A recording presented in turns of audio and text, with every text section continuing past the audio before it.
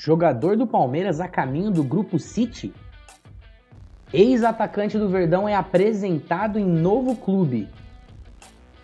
Jornal inglês fala de disputa de 3 gigantes europeus por joia da base do Verdão. Leila Pereira vai à loucura com o gol do Danilo contra o Atlético Mineiro. E atacante que atua na Europa está a detalhes de acertar com o Verdão.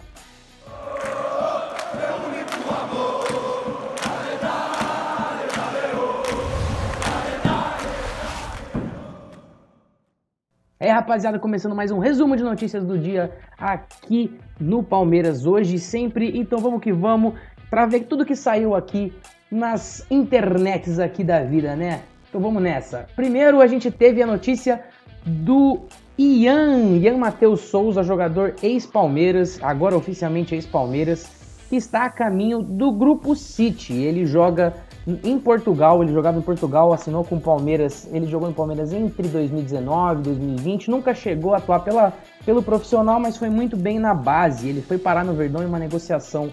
Ele veio parar no Verdão numa negociação que levou Cleiton Xavier ao Vitória da Bahia e o jogador para o Verdão. Ele não chegou, que nem eu falei, a jogar no profissional, mas tinha uma certa habilidade ali com a canhotinha, tanto que atuando em Portugal foi vendido para o Grupo City, onde, segundo aqui o jornalista Pedro Sepúlveda, vai atuar no Marinos, lá do Japão, que também é do Grupo City, um valor que vai ali por volta de 1,5 milhões de euros.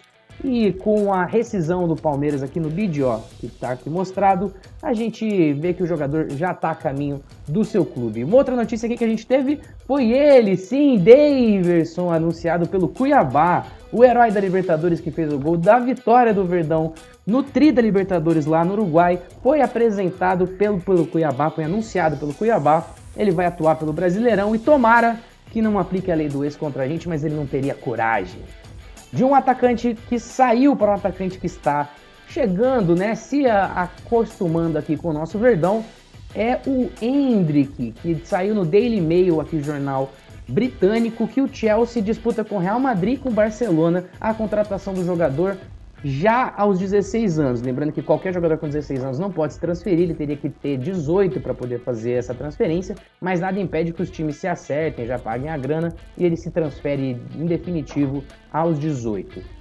Vale pontuar aqui a informação, a fonte do jornal inglês é o jornalista Jorge Nicola, o brasileiro Jorge Nicola, mas é interessante que eles dão um bastidor aqui falando que a proposta agradou a família e ia ao Endrick, mas a gente não sabe qual vai ser a decisão dele, às vezes eles só saíram da frente numa negociação, mas é legal que eles deram outro bastidor aqui falando que tanto o Real Madrid quanto o Barcelona, que entraram nessa briga com o Chelsea, estão malucos para contratar o atacante do Palmeiras, não só pela habilidade do jogador, mas porque eles ficaram ressentidos de terem perdido o Gabriel Jesus para o Manchester City quando ele saiu do Verdão em 2016, na verdade em 2017, e foi lá para o time inglês, ainda hoje treinado pelo Pep Guardiola. Vale aqui também uma notícia bacana, um vídeo bacana aqui da Leila Pereira indo à loucura do gol do empate aqui do Danilo contra o Atlético Mineiro. Aí o gol, o belo gol. E aqui o pessoal no camarote, os diretores, olha ela aqui, ó. Ó a Leila, indo à loucura, ela ficou maluca, é a nossa presida. Foi um jogo emocionante mesmo e não teria como não ficar emocionado. Ela abraçou todo mundo, é uma beleza lá. Ei, tia Leila.